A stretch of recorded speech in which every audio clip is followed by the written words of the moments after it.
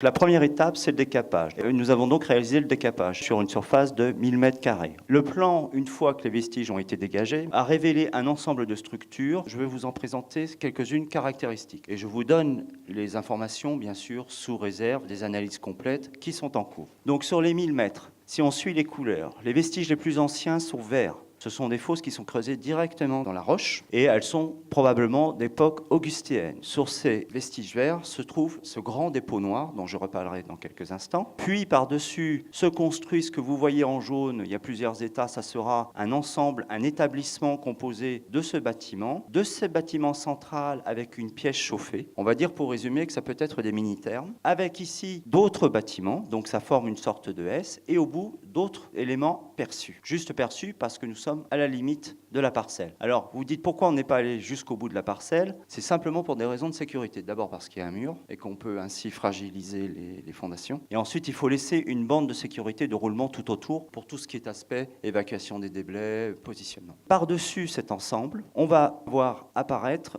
vous voyez les petites taches oranges dont je vais parler, ce sont des sépultures des 8e et 9e siècles. Et enfin, les petites taches rouges que vous voyez là, qui sont comprises entre le vert et le jaune, qui sont un atelier métallurgique de l'époque augustéenne, c'est-à-dire -20, +10 par rapport à Jésus-Christ. Donc vous voyez une occupation très dense sur plusieurs périodes, avec par contre quelques hiatus entre eux. Et la nouveauté par rapport à ce qui a été fait jusqu'à présent, on a le monde romain présent, mais aussi le monde médiéval avec les inhumations. Alors ce que j'ai appelé les terres noires romaines.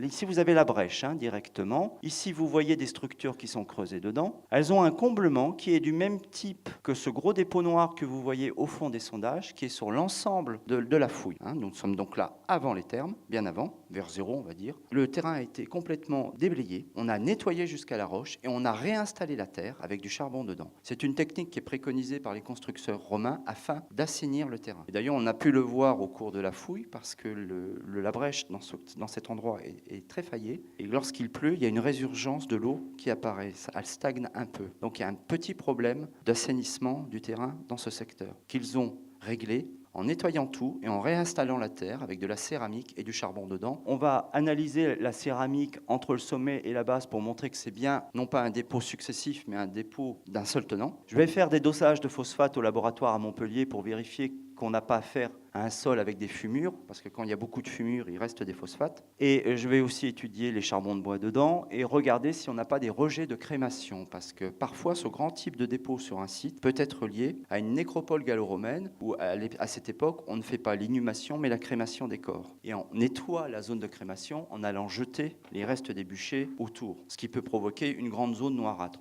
Donc là, c'est assez facile à savoir. Il suffit de regarder ici, dans les sédiments, on a des esquilles d'os, c'est-à-dire des restes, par exemple, de tibia cramés, qui sont très blancs, très petits. Parce que généralement, une fois que l'incinération est faite, soit on collecte tout et on le met dans une petite céramique et ce qu'on appellera une urne et on la met en terre, soit on en récupère symboliquement une partie et on jette le reste. Ça, c'est lié aux pratiques funéraires de l'époque. Au-dessus de ce remblai, nous avons, vous voyez ces taches rougeâtres, en fait, un atelier métallurgique. Dans la chaîne opératoire du métal, vous avez l'extraction du minerai. De ce minerai, on récupère le fer, c'est-à-dire qu'on enlève les impuretés. Et ensuite, les barres de métal sont travaillées dans les forges, soit directement, manufacture première, soit on répare. Ce qui peut être le cas quand on est un relais routier le long d'une grande voie. Donc les taches rougeâtres que vous voyez là, c'est les traces des foyers, puisque généralement vous avez le foyer, l'enclume. On met la pièce de métal sur le foyer pour la ramollir, on la frappe sur l'enclume. Alors, pourquoi je dis ça? Parce qu'on pourrait dire, oui, mais il y a des taches rougeâtres par terre, ça peut être un foyer domestique. C'est parce que dans le dépôt noirâtre que vous avez là, il y a les résidus de la frappe du fer qu'on appelle des battitures. C'est des petites pièces métal. Vous savez, quand vous tapez une pièce métallique, il y a des éclats qui partent. Ce sont les battitures. Et le sol est jonché de battitures. Avec aussi, au fond du foyer,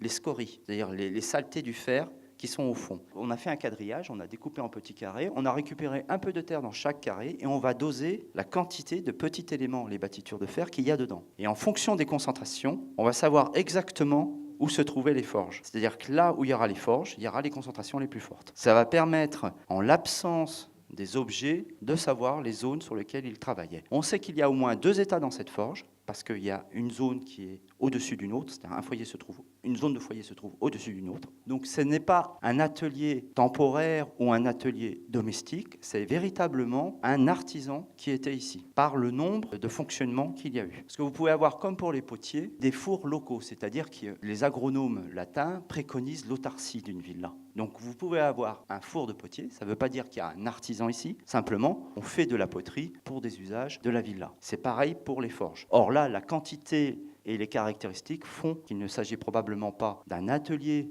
domestique ou occasionnel, mais d'une véritable activité artisanale. Et ce qui est intéressant, c'est que c'était à l'époque augustéenne. Donc on est vraiment dans une réelle activité économique antérieure à la construction des thermes. Ce qui vient un peu compléter tout ce substrat diffus de la genèse du sanctuaire de la période gauloise, on va dire vers plus 50. C'est-à-dire avant la romanisation matérielle, c'est-à-dire la mise en place des trames urbaines, l'emploi du ciment, du mortier dans les constructions. On a vraiment cet élément plus d'autres, un véritable substrat antérieur à ce sanctuaire. Et plus on complétera ces histoires, plus on complétera la genèse, la compréhension de ce sanctuaire romain, c'est-à-dire que est-ce qu'il y a un substrat gaulois réel avec un culte des eaux qu'on a romanisé à des fins politiques et de développement économique, un sanctuaire gaulois romanisé et non pas un sanctuaire des nouveaux, c'est-à-dire que la puissance romaine nous installe là un sanctuaire pour faire venir les gens. Donc derrière cet atelier augustéen, nous avons au-dessus du moins deux éléments qui va être difficile de caler chronologiquement. Nous savons qu'ils sont antérieurs au bâtiment parce qu'ils sont sous les bâtiments, mais il n'y a pas d'éléments assez développés de dépôt pour savoir avec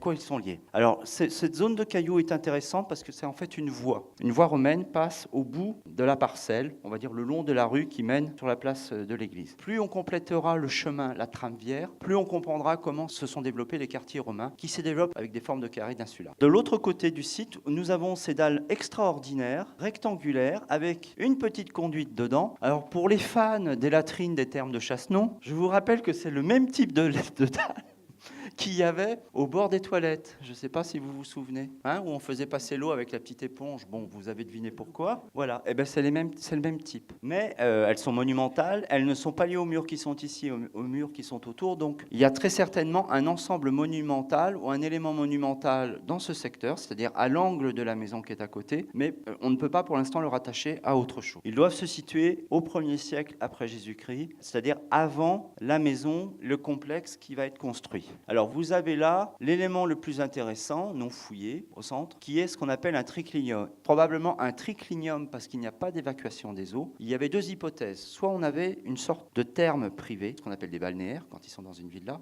donc c'est des thermes modèle réduit, soit une salle chauffée, qu'on appelle un triclinium par exemple en hiver, c'est-à-dire les salles à manger chauffées l'hiver. Or, il n'y a pas d'évacuation des eaux. On a bien un système de chauffage avec l'hypocauste, on a bien un emplacement qui pourrait avoir un bassin, on a bien une structure qui pourrait retenir l'eau parce que le béton est imperméable, mais on n'a pas l'évacuation de l'eau. Or, si on a un bassin qui a quand même un volume conséquent, il y a toujours un système d'évacuation comme un égout ou un caniveau dans les plans qu'on connaît. Or là, il n'y en a pas. Donc il est probable que ce soit en fait une salle chauffée. Alors la salle chauffée est dans cet espace rectangulaire. Ici, vous avez directement la salle chauffée. Donc le foyer est ici, c'est l'entrée, c'est le praefornium, c'est l'équivalent du praefornium dans les thermes. Là, vous avez vraiment un modèle réduit. C'est le système d'hypocauste, chauffage par le sol. On met le bois ici, c'est le couloir de service, on chauffe, l'air rentre. Vous voyez que l'air remonte cette fois-ci sur les côtés par des canaux creusés dans le mur et non pas des tubuli. L'air circule sur le sol, vous voyez bien les emplacements des pilettes, comme dans les thermes. Donc l'air circule dans la pièce, donc ici il y a un plancher sur lequel on circule, et remonte le long de deux rigoles ici, que vous voyez qui commencent ici plutôt, et ici vous avez un autre espace qui n'est lui pas chauffé. Il est chauffé sur les côtés, comme les radiateurs ici, mais pas en dessous. Et en fait, ce qui est intéressant, c'est que cet ensemble est un troisième état de construction dans le bâtiment. C'est-à-dire qu'avant, il y avait deux pièces, ils en ont fait qu'une, avec un espace chauffé et un espace où on marche dessus. Alors, ce qui est très très intéressant, c'est vous voyez que le praefornium, c'est une grande tuile qu'on appelle une tuile à mamelon mamaté. Vous voyez un raccord ici, fait de briques, et vous voyez que dans ce mur rajouté, il y a des éléments de tubuli. C'est-à-dire les tubuli, ce sont ces tuiles creuses dans lesquelles l'air passait, qui sont coupées. Cet aménagement qui a dû fonctionner est fait de récupération de matériaux, de remploi de terre cuite architecturale, c'est-à-dire le terme générique de briques, de tuiles. Donc cet exemple montre qu'au 2e, 3e siècle après Jésus-Christ, on est dans une économie de remploi de matériaux, c'est-à-dire qu'on fait du neuf avec de l'ancien. On n'est pas dans, on va dire, dans du bricolage occasionnel. on essaye de vivre en vivotant, en faisant des raccords. Nous sommes dans une phase de mutation et de crise économique. On remploie, c'est-à-dire qu'on maintient une existence réelle, mais plutôt que de faire de nouveaux matériaux, on remploie du matériel. Et c'est frappant sur une pièce qui se trouvait tout au fond aussi ici, mais dont on n'a vu qu'un côté, c'est comme si on ne voyait que ce mur.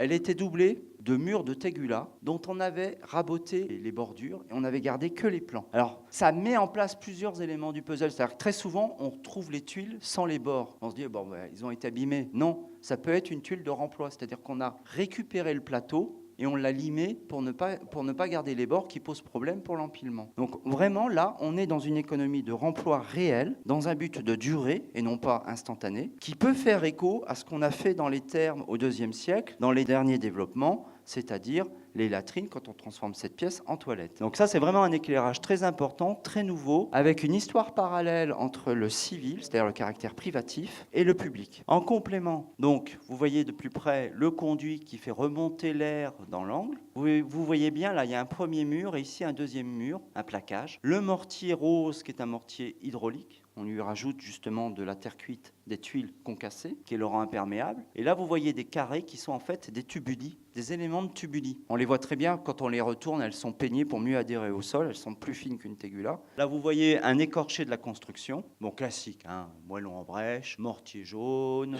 Et derrière, donc, vous voyez les autres bâtiments que j'ai un peu illustrés, c'est-à-dire ce bâtiment. Alors là, vous avez la loi de Murphy, puisqu'il se continue sous l'allée des pensées, et la cour qui est à côté. Par contre, ce qui est important ensuite, c'est un four de verrier avec des matériaux de réemploi. Alors là, c'est fait avec des briques et des tubuli. On sait que c'est un four de verrier parce que les scories qui restent au fond sont des scories de four de verrier et non métallurgiques. Surtout, ce qui est aussi intéressant, c'est que les charbons donc, qui étaient sur la sole, le fond, au moment du dernier fonctionnement, on les a fait dater au radiocarbone. Elles sont du 5e, 6e siècle après Jésus-Christ, c'est-à-dire la même époque que les thermes quand ils deviennent ce hameau occupé. Donc on a une continuité d'activité économique. Donc ça, on sait qu'on a ces éléments ponctuels, artisanaux, au 5e siècle, 6e siècle. Et enfin, on a trouvé quelques sépultures, quelques inhumations en pleine terre. Alors, une isolée du 8e siècle, vous la voyez apparaître dans les sols blancs romains, et vous la voyez fouiller. Donc c'est une jeune femme. Donc tête à l'ouest. Vous voyez, par contre,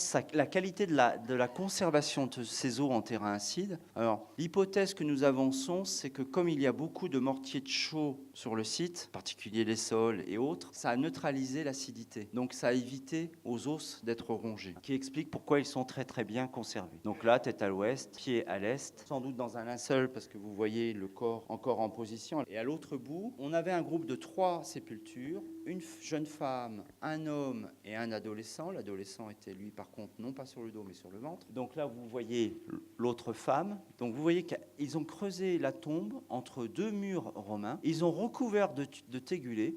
Hein, vous devinez ici un des bras, là le bassin et là la jambe. Donc vous le voyez avant la fouille, pendant la fouille. Hein. Vous avez vu la position où on l'a mis. Et elle, plus une autre, sont du fin 8e, 9e siècle. Alors pourquoi on le sait, c'est qu'on a fait un C14 sur un des os. Donc je vous montre ces éléments qui sont des éléments ponctuels de la fin de l'occupation du site. Le four de verrier, ici, 5e, 6e siècle. Caladé, vous traduisez après Jésus-Christ. Et vous voyez les 3 sépultures ici. La première, isolée, 8e, vous voyez qu'elle est légèrement décalée aux 2 autres. Mais ce qui est intéressant dans les 2 autres, c'est que les courbes sont proches, se ressemblent. Donc il est probable que ce petit groupe dans un coin correspond à des individus enterrés au même moment. Je vous ai montré donc ces premiers éléments. Un élément donc gallo-romain très intéressant qui montre un développement avec une occupation précoce artisanale, puis un développement au 2e, 3e siècle et une voie. Que dans cette construction romaine, on a vraiment la notion de remploi, c'est-à-dire que là vraiment pour construire, on n'utilise pas de nouveaux matériaux, mais on remploie les anciens. Et puis ce qui est intéressant aussi, c'est qu'à la fin on a le 5e siècle, 6e siècle, avec cet artisanat, c'est vraiment un des mots-clés de cette fouille. La présence d'artisanat qui avait été peu étudié jusqu'à présent sur le site même de Chassenon, c'est-à-dire la métallurgie et le verre. Et la dernière étape, c'est la présence de ces sépultures qui montrent bien le passage, si on prend une ligne spirituelle, entre le monde romain,